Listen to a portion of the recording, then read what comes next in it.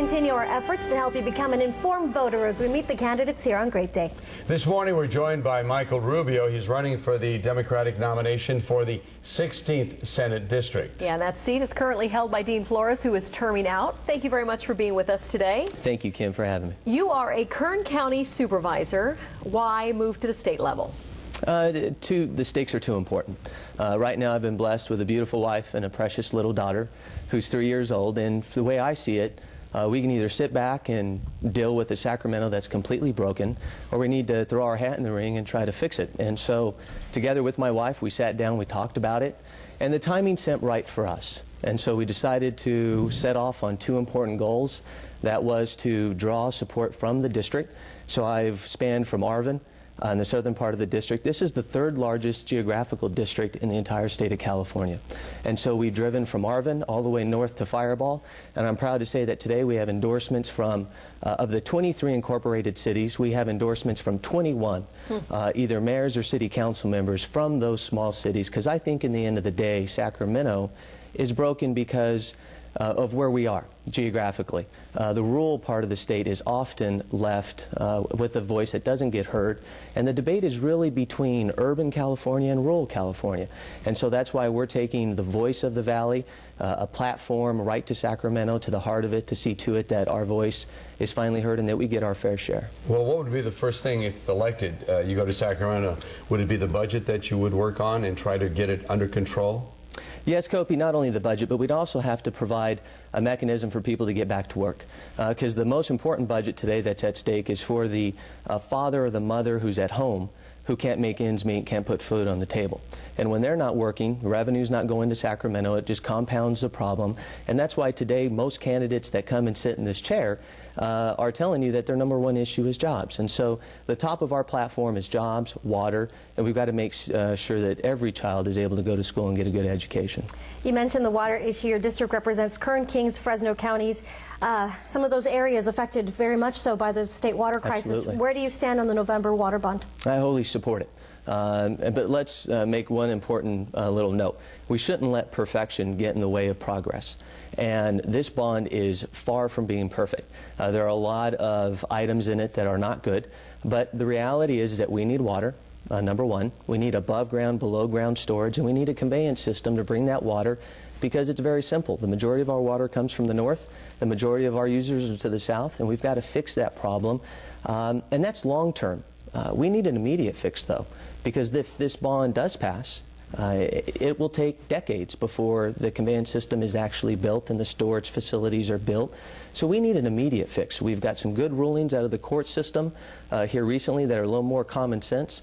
We need to support that, advocate to the federal folks and the current administration to bring some immediate relief to the farmers so that we can allow these hardworking individuals of the Valley to get back to work. My father was a farm worker growing up.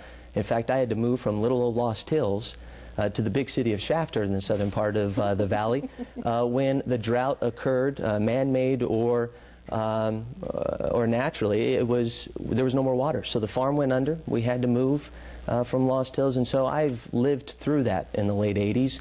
And on our watch, we're going to do everything that we can to bring an immediate fix here to the Valley. What percentage of voters are out of Kern County for this district? It is split about 27% roughly in Kern, another 24% roughly, 21 maybe in Kings County, and then a little over 30% in Fresno and 7% in Tulare County. And so that's why we have spanned this district the last year and a half, seeking to get the input and listen to people from not only Fresno, but the west side, Fireball, Mendota, city of San Joaquin, all the way down. Kings County is the only county of its entirety that is in the 16th senatorial seat. And then all the way over to Tulare County, the good communities of Dinuba and Woodlake. But if you look at this district on a map, it simply doesn't make sense. It's one of those gerrymandered where it's cut and sliced up, and so you can drive 3.5 hours from one end to the next. It's very frustrating to tell folks because you live across the street, you're not in it. But we've worked diligently to get out and listen to everybody throughout the district.